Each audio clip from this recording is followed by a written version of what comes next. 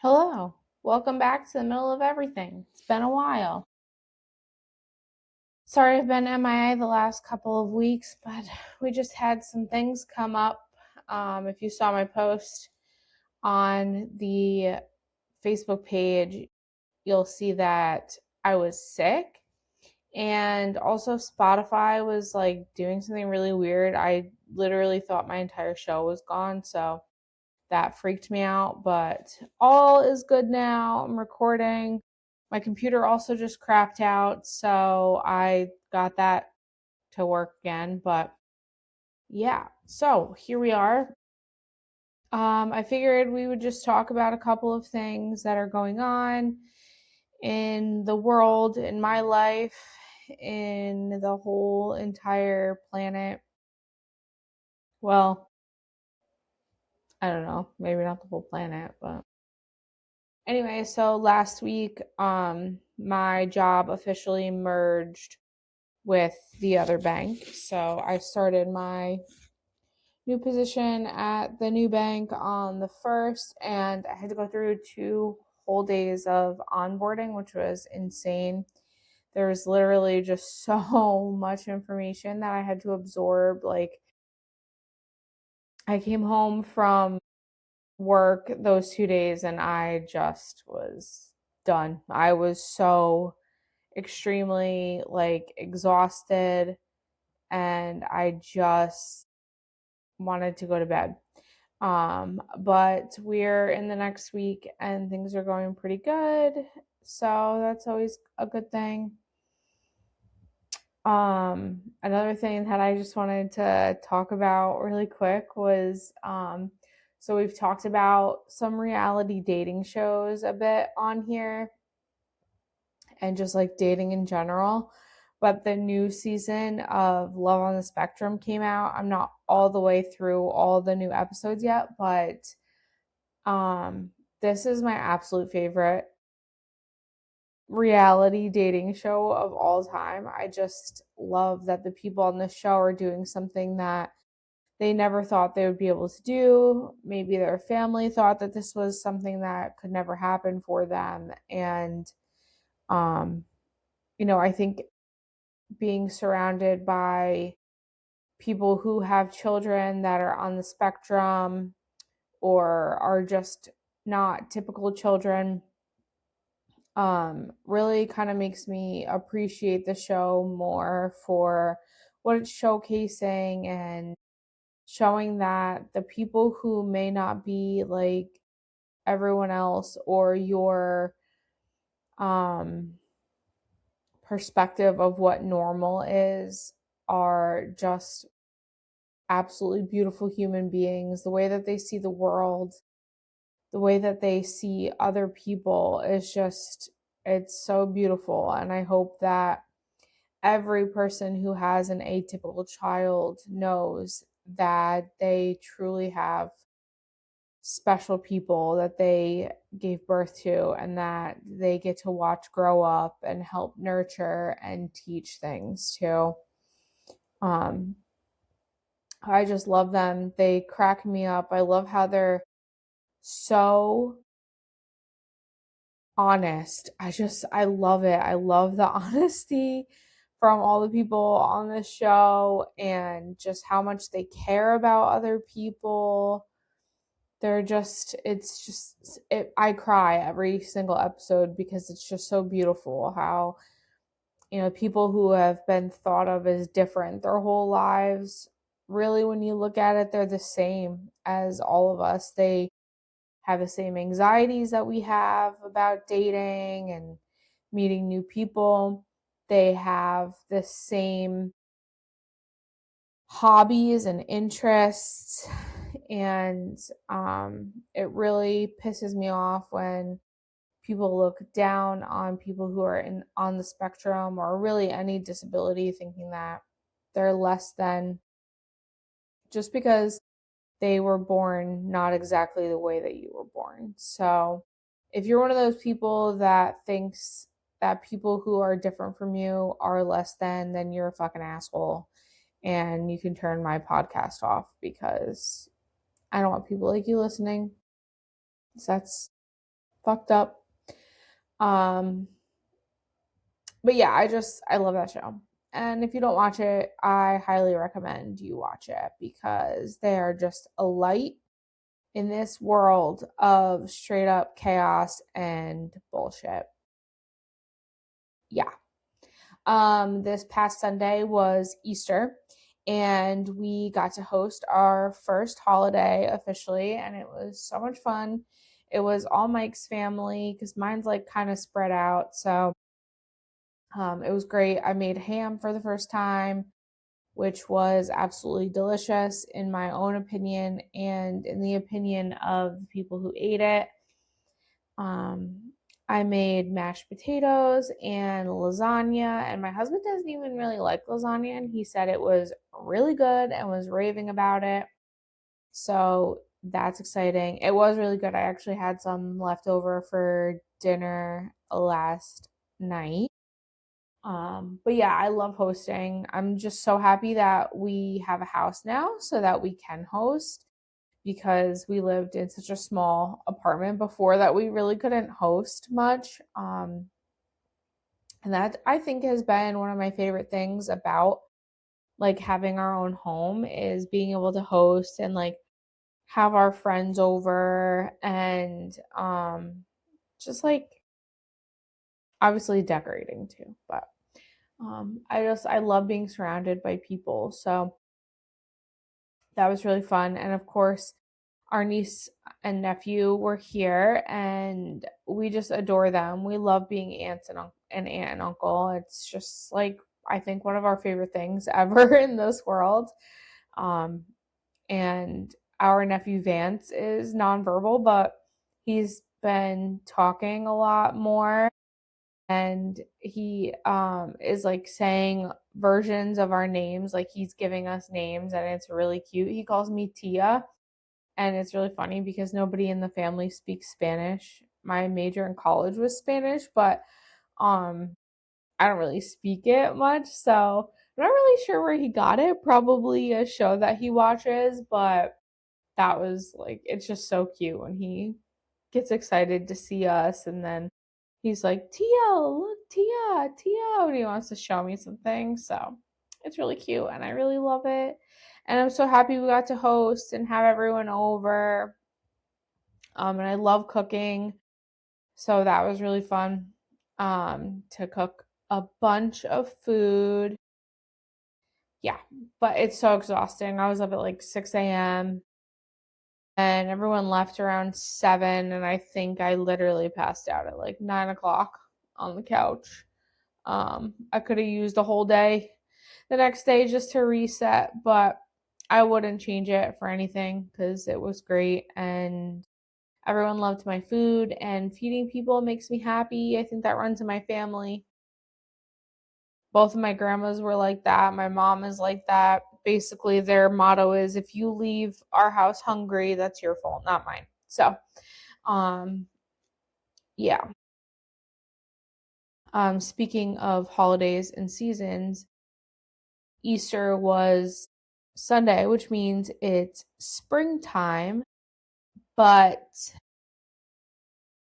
I woke up this morning and there was snow on the ground and I was like immediate bad mood. Like it just made me so mad because it was like 70 degrees not that long ago and I'm just ready for the spring and the sun and going outside and being warm and not having to wear a jacket.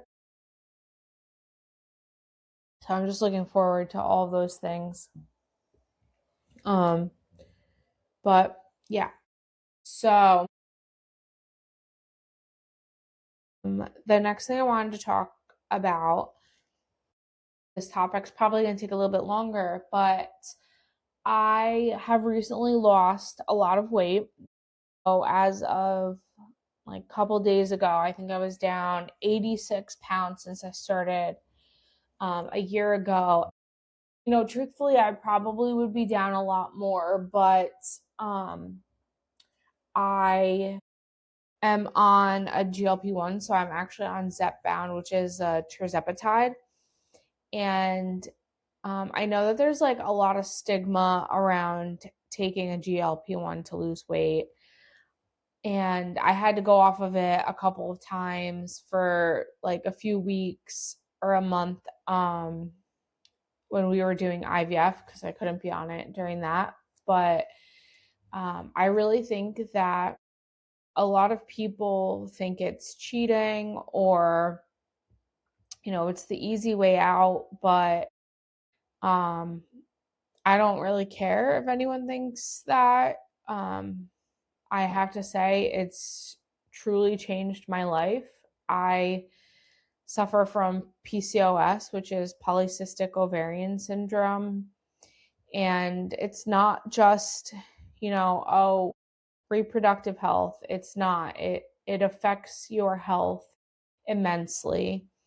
Um, I have insulin resistant PCOS, so it very much mimics a lot of the symptoms for type 2 diabetes, the rapid weight gain, um, constant fatigue, and insane cravings because your hormones are absolutely insane. So the constant cravings. And then on top of that, I have ADHD. So the food noise is insane in my head. And I'm sure a lot of people can relate to this where you use food as a way to feel better. You eat breakfast and you're like, ooh, what am I going to have for lunch? And you're just constantly thinking about food. And that has been the biggest thing for me is I've truly changed the way that I think about food now. And yeah, I still enjoy eating food when, I have a meal. It's just, I'm thinking about it more like I'm eating this to survive. I'm not eating it because, I'm using it as like an emotional crutch, or I'm just eating beyond when I'm full because the food is there. I'm not doing that anymore. If I'm full, I stop. I don't need to continue.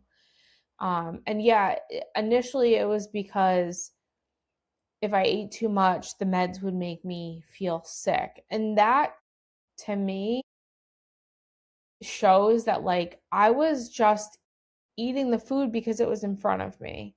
And now I'm eating the food and I'm eating appropriate proportions. I'm not overeating. I'm not constantly thinking about food. Um, and it's really changed a lot about, how I think about food, how I think about myself, how I see myself. 86 pounds is a lot of weight.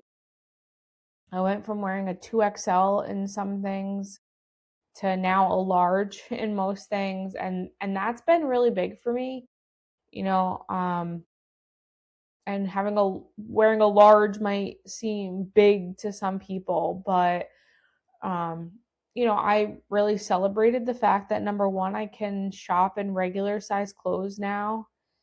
I have one letter on my clothes, which is it's an accomplishment and it's a great feeling. I have to buy all new clothes, which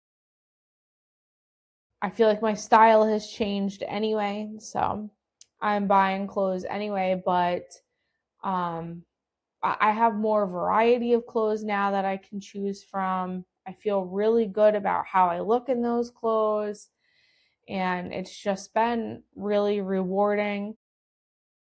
Not so much on my wallet, but I feel so great. And, I talked about how I started a new job last week and I was in a building that had several floors. So I had been going up and down the stairs a couple of times that day, even like 2 flights of stairs at once. And normally before I would be really winded and I wouldn't be able to take the stairs and I would dread going up and down the stairs. And I didn't really think about it until afterwards, and I was like, "Wait a second, like, that didn't even affect me. I went up and down the stairs with no problems, and now I do have asthma regardless of my weight, I still have asthma." Um, I did have to kinda catch my breath a couple of times, but I wasn't, like, panting. I didn't feel like I had just ran a marathon or something just from going up and down a couple of flights of stairs, so that was great, and I felt so good about it, and I really just felt like this medicine has become such a blessing to me, and it's really helped me out a lot, and I hope that the stigma around it can go away because it is a great tool for people to use. I think about it, like, if you're playing sports, like, you're not gonna play football without a helmet, right? Like, yeah, you can still play football without a helmet, but, um, it's dangerous. And you can play softball and you can go up to bat and you could hit the ball with your arm, but it's not as easy, and you go up to bat with a bat. So you're using a tool. So I see it really just as like a tool that I'm using. So um yeah, it's really changed my life. So if you are struggling to lose weight, I definitely recommend not looking at it as something like you're cheating or like you're doing it the easy way, because um, it's really just a very helpful tool for losing weight and feeling better and getting healthy. And once I get to my goal weight, I'll go off of it and I'll continue to maintain my healthy habits. Um, I have also been watching my 600-pound life, which is really good because that actually makes me like never want to gain weight again. So I'm using that as another tool to not gain weight back. Um, yeah, that's pretty much all I had for this episode. As usual, if you have anything that you want to talk about, send me an email or a message and we'll talk about it on the pod. I'll have another episode out for you guys soon. Yeah, so I hope that you guys enjoyed this episode and hopefully I hear from you guys soon. All right. Have a great rest of your day. Bye.